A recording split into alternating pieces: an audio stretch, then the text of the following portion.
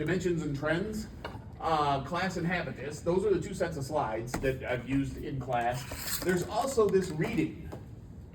The reading is Depths of Despair, and there will be probably 2, possibly 3 questions that relate to that reading. And it just talks about a bunch of people who are very unhappy because they are not economically where they want to be. And so read, is that because I just gave your friends crap, Mike? You're like, I'm coming up.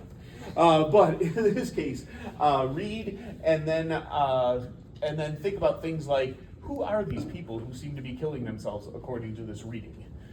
Because there's one minor factor, one interesting factor, and one major factor related to the people who are either killing themselves, or if you're not really a suicide type, how do you kill yourself? Over time? Drinking, drugs, that sort of thing. And I'm not sure if it mentions it in the part of the readings you have, but there's also the 4th factor, which is what's going to kill Tor and what's going to kill me, Alec? Stress. I know, you're probably like a student, I'm sure. But no, heart attack. So there's those sort of things. So that's what will be on the test. If you want to know what the test is actually like, click on the test link, and in there is last year's test. And so you can look at last year's test and see what the questions are like and think to yourself, I can do this. Or think to yourself, I'm not entirely sure I've been in this class, which for Anissa is true.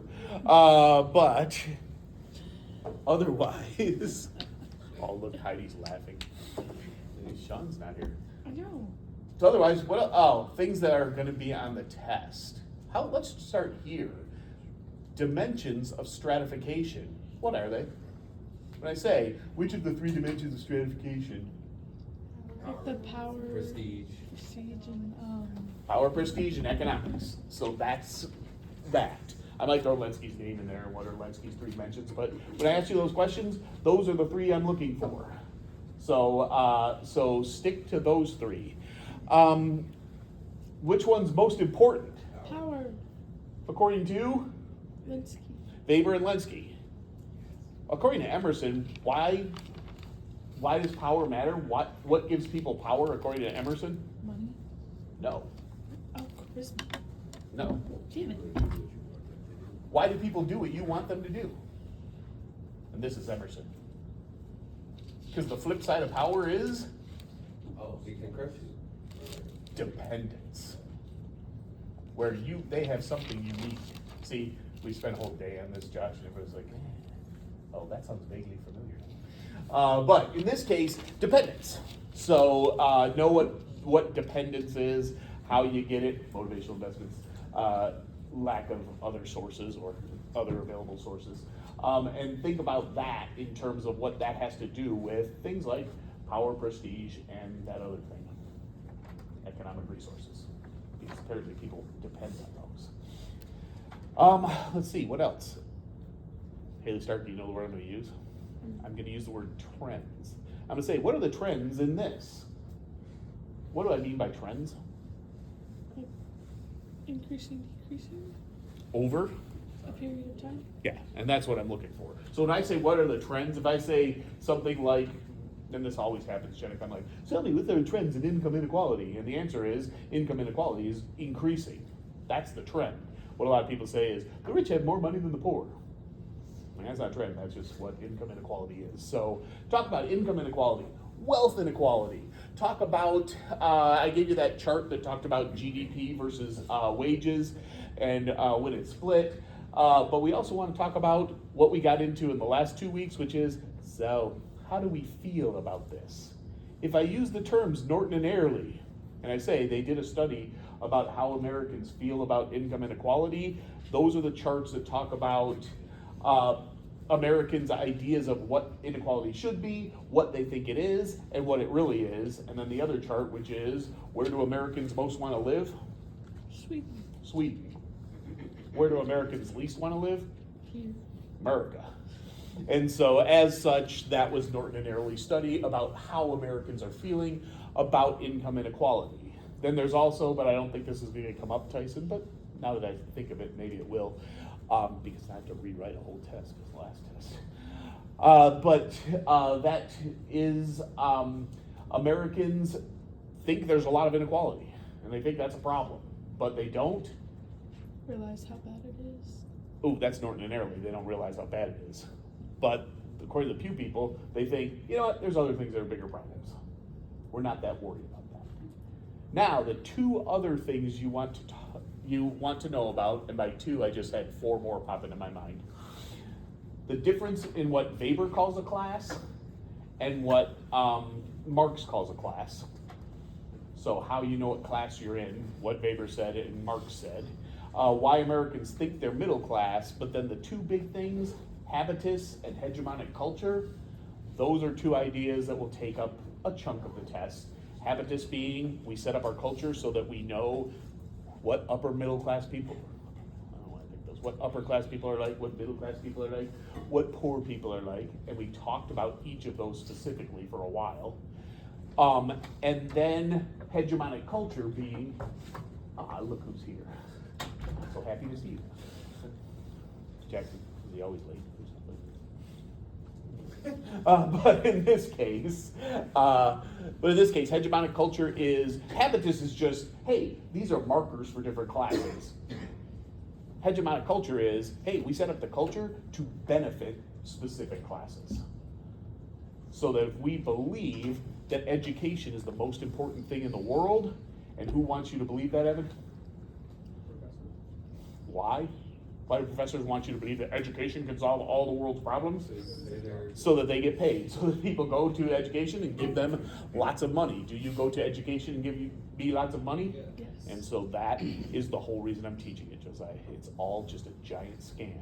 Is it? And that becomes the question for the rest of your life. Evan, you believe, yeah, it's a scam. I want you somewhere in social media after the semester go, my professor told me it's all a scam. But in this case, is it a scam or is it really meaningful? Because I will guarantee you, Peyton, that every professor who gets up and like, education's really important, in their hearts, they believe it. But it's interesting that it does also benefit them. That's hegemonic culture. Now, it's not just education, Josiah. It's also, if we portray rich people as better than us, we're going to make sure they stay rich. If we portray poor people as less than us, we're going to not do anything to help them because, well, they're less. We can't do anything about it. And they're less, we can't do anything about it, culture of poverty. And that will also come up, I'm gonna go maybe at least twice. So all of those ideas, culture of poverty, hegemonic culture, habitus, what the different, oh, look, I forgot some of it. Conspicuous consumption and status panic will also come up. And that's related to the middle class and why Josh is wearing a Cookie Monster coat. Because the reason you're wearing a Cookie Monster coat is to tell the world, I can wear a Cookie Monster coat and I can still be better than the rest of you. Not believe it. And what we're really not knowing is that that Cookie Monster coat cost $8,000. And Josh is going, I will never wear this coat in this class again. Otherwise, what else do you want to know?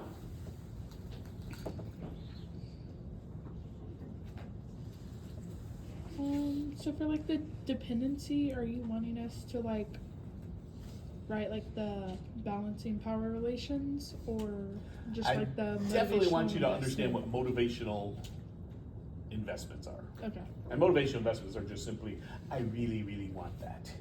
If you're one of those people who desperately wants money, you are highly motivationally invested in that. If you're one of those people who's just like, oh, money, whatever, then you're not motivational investment, and people can't use money to get you to do stuff, to have power over you. Stuff like that. Or that weird thing that happens, Jackson, where you really love your significant other. There you are, really loving your significant other because you're highly motivatedly invested in that relationship, and then your significant other is just like, yeah, you're fine. And you realize, oh crap, that person has power over me. Caleb, you were gonna ask a question? Oh, yeah.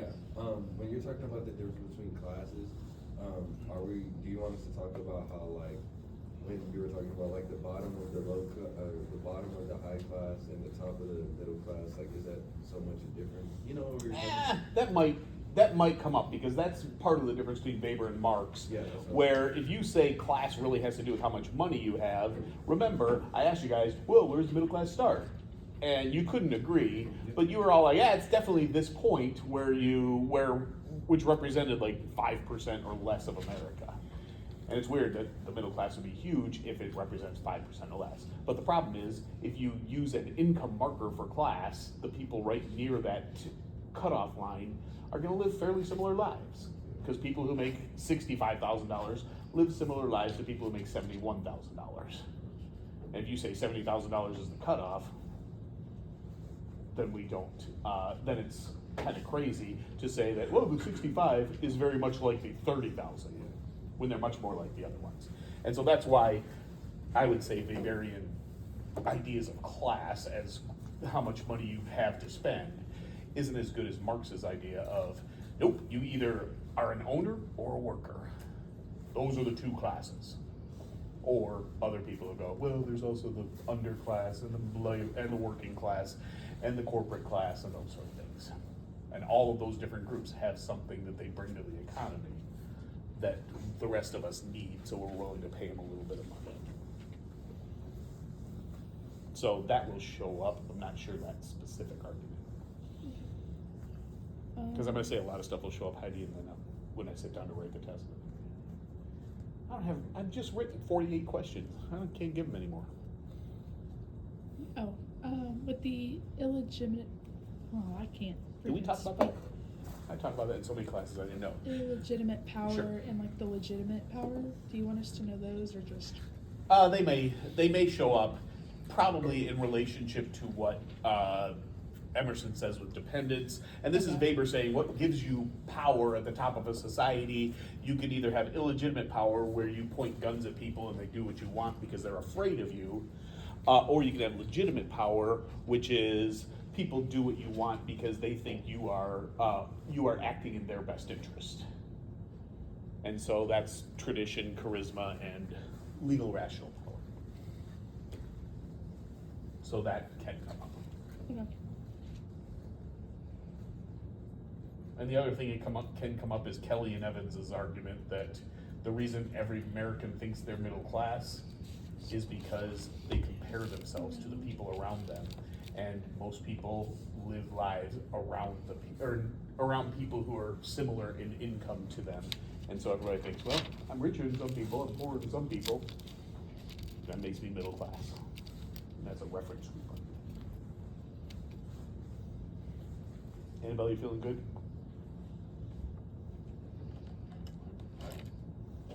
Believe in you. But here's where we find out Tyson Wallace. See, I have this image of you guys as being pretty smart. Don't blow that image. Evan, show off to me. Here's how smart I am. Boom. Here's the last thing I will tell you, if you're not going to ask me any more questions. The last thing I will tell you is, I'm going to write this probably on the board. Let's see if it stays up. Think it'll stay up?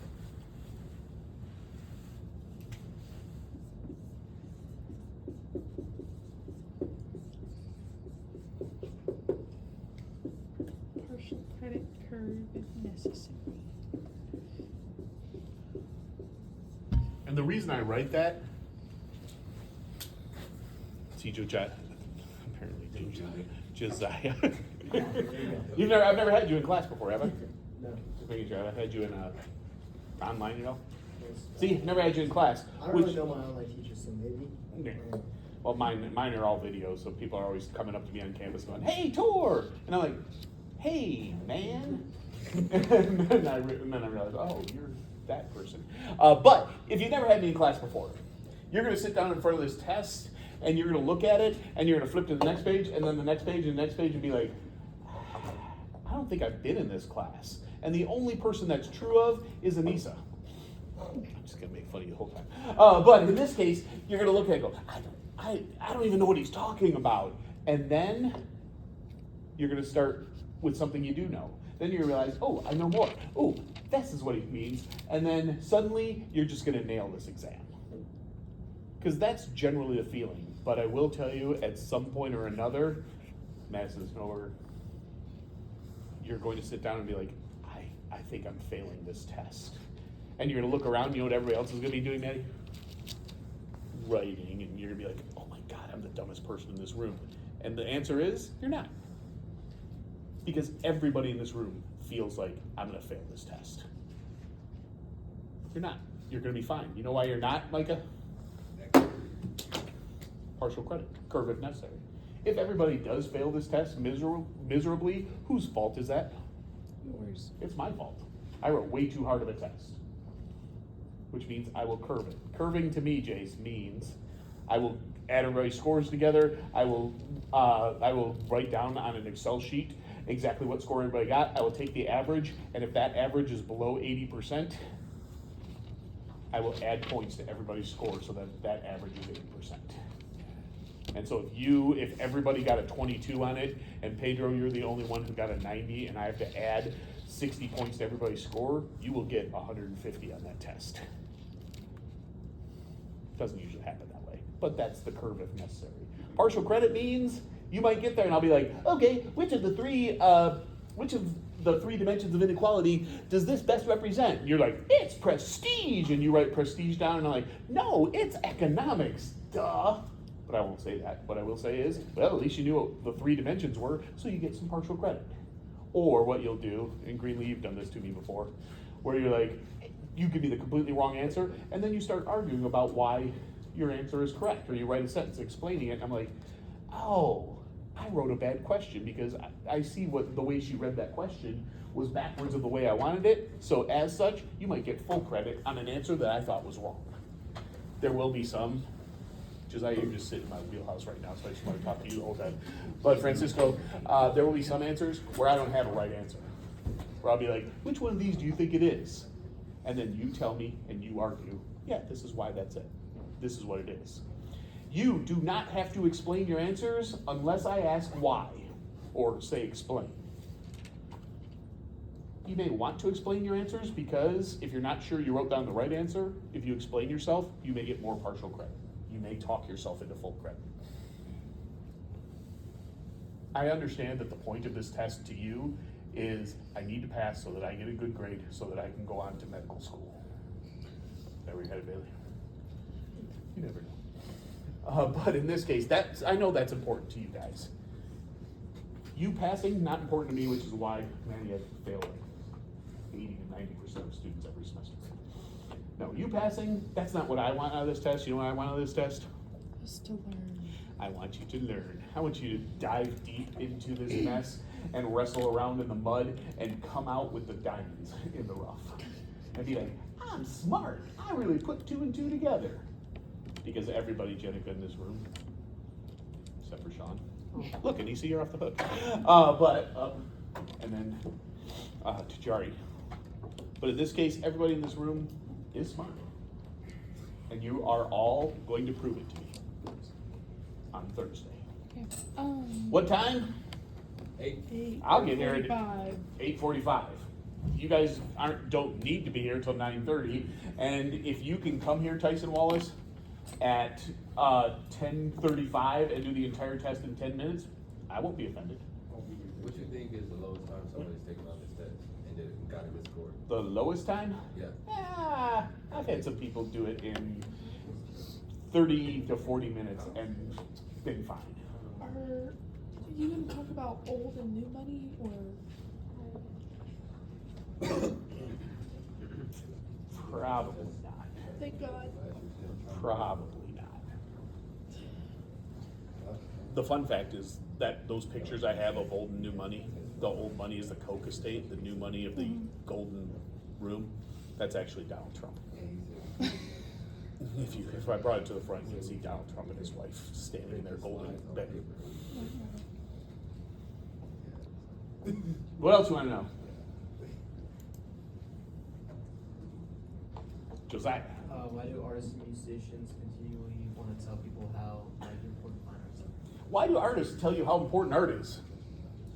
So they get money. So Because if we believe that art really matters and that music really matters, we give them money. We care will about them. buy music, go to shows, buy art, and those sort of things, and give them money. And that, as Josiah is pointing out, now making me use a different example in the actual question on the test, is hegemonic culture. Trying to convince people that what you do is the most important thing in the world so that they will continue to support it.